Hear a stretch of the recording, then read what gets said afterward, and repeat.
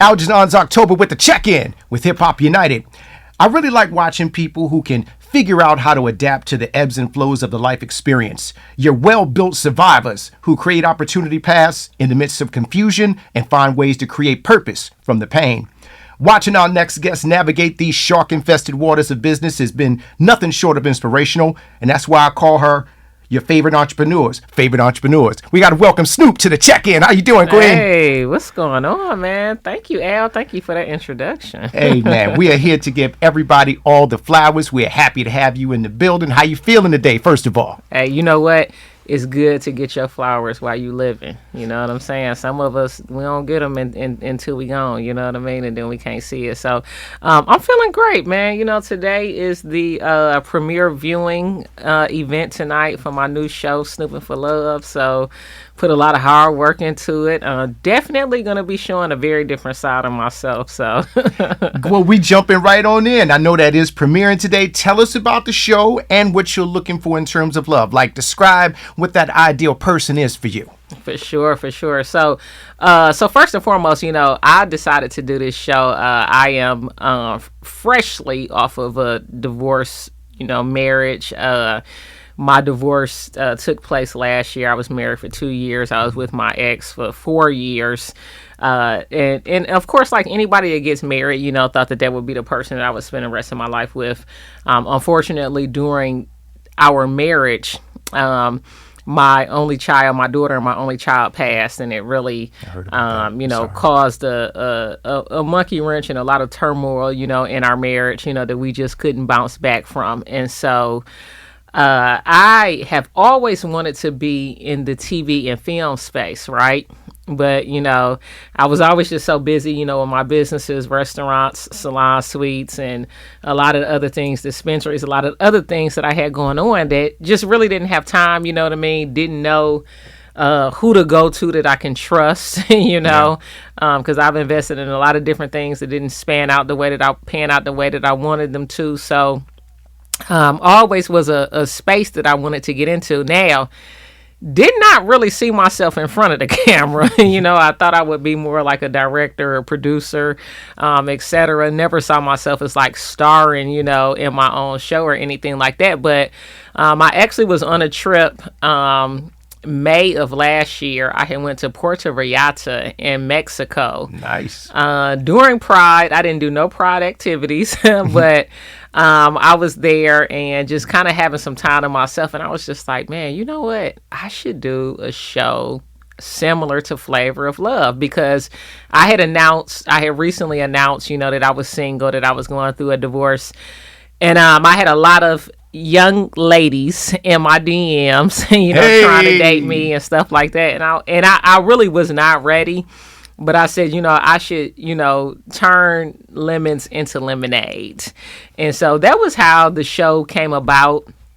I ended up contacting my homeboy that I've known for about over 10 years, Man Robinson, and just have kind of watched his journey, and doing, films and projects and stuff like that. And so when I got back, I contacted him. And he was just like, hey, I think that would actually be a great idea. He was like, but you got to put it together, because I'm busy. So I literally wrote out every single episode. The show is created by me.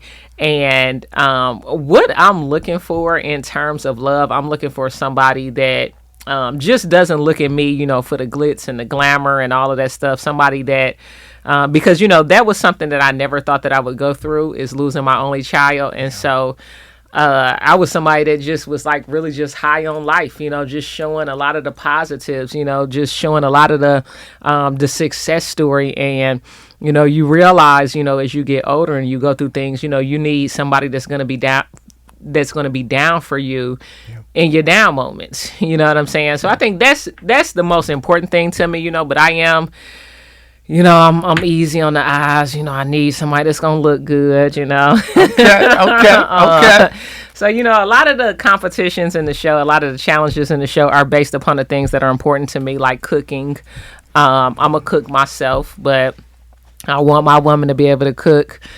We got dance competition, because that just kind of let me know what, like, your intimacy might possibly be like, so man, I'm looking for it all, you know what I'm saying? Okay, very nice. All right. Now, how did you pick the contestants? And from what you've seen, can any of these ladies potentially be the one? Yeah, so we actually did a casting call for the contestants, and I was posting on my page. So not only do we have several ladies that are from Atlanta, but we have, females that are from DC, that are from LA, really pretty much all over the US, you know what I'm saying? Houston, so, we got a nice little flavor profile, you know what I mean? Have I seen anybody that could be the one? I think y'all just gonna have to watch the show, because Okay. it's my show. So I knew at the end I didn't have to pick nobody if I didn't want to, but I did end up picking a special female. So Okay. Okay. All right. Now, gear switch just a little bit in terms of that. Now, you've had an incredibly inspirational journey from graduating, from college under very extreme circumstances, becoming an entrepreneur during the recession. You've had wins and, as you mentioned earlier, incredibly heartbreaking losses as well. How do you continue to rise above these different challenges that are thrown your way? you know what? Growing up, I would say, my motivation was always my daughter, because I got pregnant with my daughter at 14. I had her at 15. So just being a mother so young, excuse me, I had somebody that needed to rely on me, for over half of my life now, so that was something that really inspired me. I also come from a background of hustlers, a background of entrepreneurs, so a background of even drug dealers, which is a form of entrepreneurship, you know what I'm saying? So I feel like, number one, I feel like it's in my DNA, but I also feel like a lot of the things that I've gone through in life, have, led me to be that way. I think also, too, just being the oldest, child, that my mother gave birth to. I got two younger brothers, knowing that they were always looking up to me, again, having my daughter young, so that just kind of gave me the edge to just always want to succeed and get through, whatever came my way. I will say, when I lost my daughter, I think that has been definitely the biggest challenge of my life. That is something that I've had to, publicly struggle through, and then also silently, solitarily by myself, get through. And that has been something that I'm still learning too, because, a lot of people, throw in the towel, when, they go through something like that. And I've had times that I've wanted to as well, but I also, although my daughter was my inspiration, while she was here, she still is, even though she isn't on this earth anymore. Yeah, that's got to be, like I said, incredibly heartbreaking. I'm a parent, so I can, I can't imagine what that could feel like. Yeah. And not only not what that feels like, but to still be able to push forward and be successful and try to carve out your niche within society and the culture. And it's a testament to how strong it's crazy, you are. because whenever I used to, whenever I would see like somebody had lost a child, it would hit me, Yeah. And I guess it was, I don't know, I guess God kind of preparing me, for what I may go through. But I just would always be like, oh my God, I hope I never had to go through that. You know what I'm saying? But, we never know what God is going to take us through, so. No, you don't. I'm also the son of a 16-year-old as well. So I say that to say I know the amount of strength that it takes to be able to lift yourself up from those circumstances and situations. So definitely respect a lot of what you've had to do. All right. Thank you. So what is the hardest part about being an entrepreneur, and what's the thing that you love the most? The thing I love the most, of course, is just, being the boss, Nice. Being the boss, being able to, have an unlimited income ceiling, being able to surround myself and hire people that may be smarter than me in various areas. Because when you are the boss, you have to realize that you don't know everything, and, you're only as strong as your team is. And so that's a good thing. The hardest part is, it's the old saying, you got to pay the cost to be the boss. You know what I'm saying? So, whether the business is making money or not, people got to get paid. People got to be fed. You have to have the mentality of a leader at all times.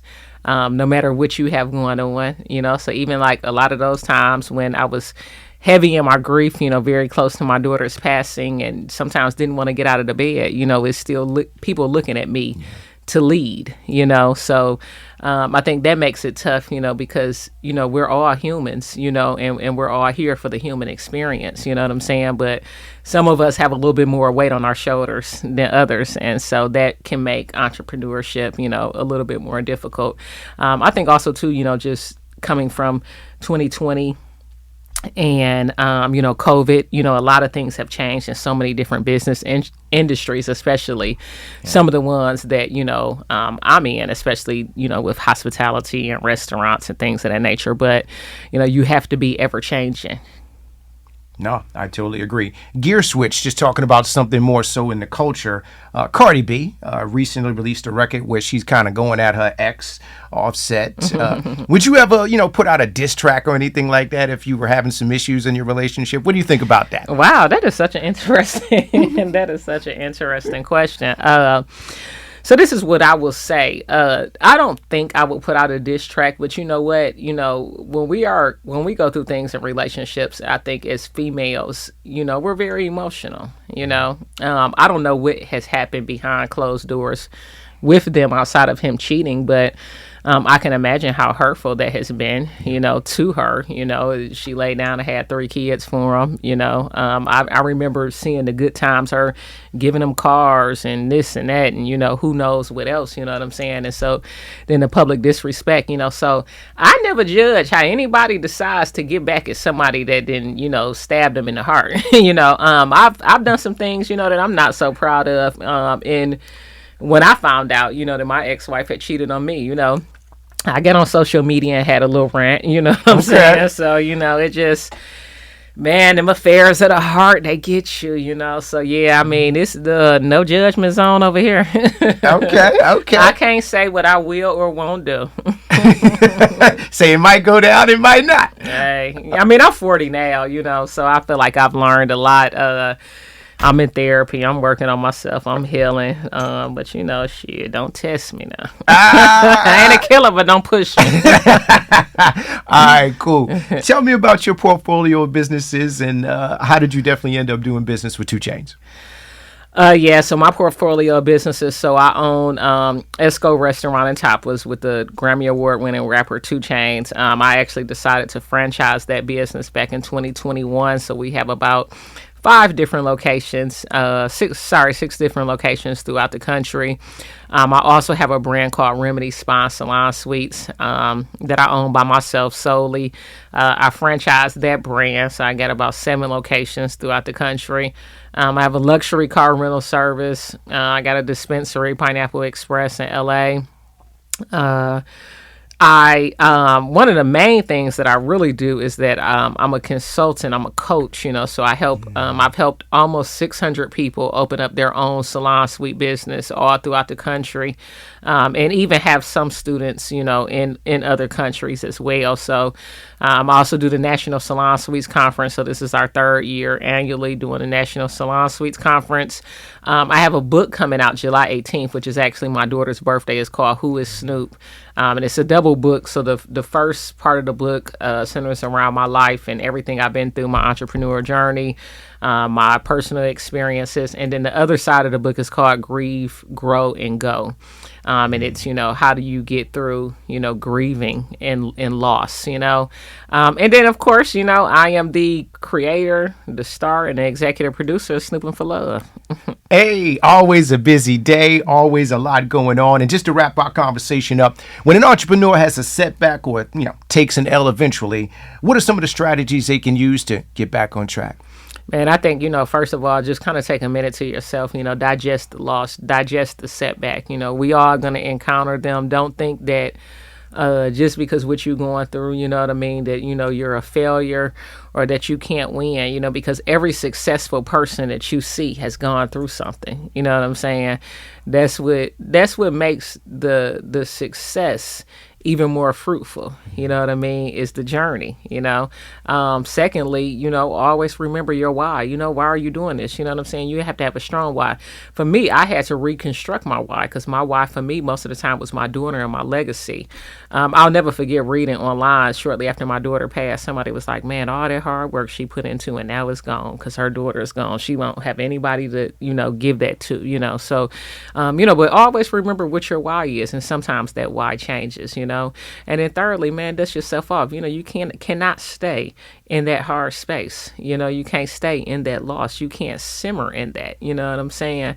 You know, so just always, a lot of things are just about mindset. You know what I'm saying?